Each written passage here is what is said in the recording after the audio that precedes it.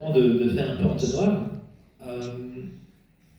Parce qu'en fait, à Change Now, nous on a attaqué le sujet à travers 4 équations, en se disant aujourd'hui, on a 4 défis majeurs à régler en même temps.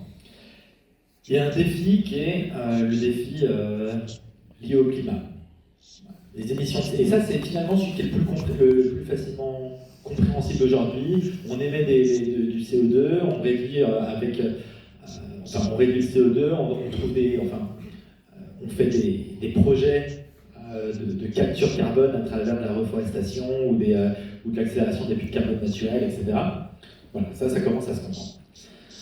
Après, il y a le sujet de la crise de la biodiversité. C'est-à-dire qu'à climat, il y a aussi la biodiversité dont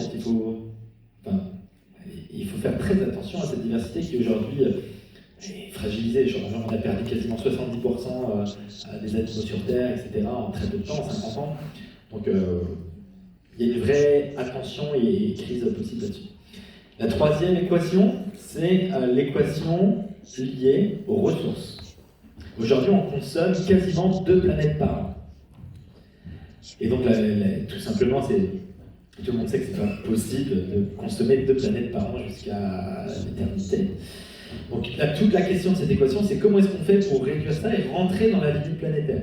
Et là-dedans, l'économie circulaire joue le rôle central.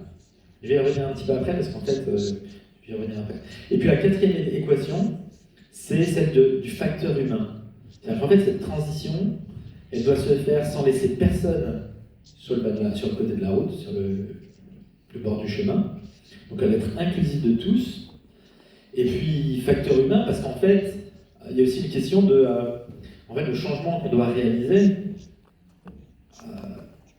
il est à la fois dans les solutions, mais aussi quelque part dans la culture et dans notre approche et notre relation aux vivants et aux autres.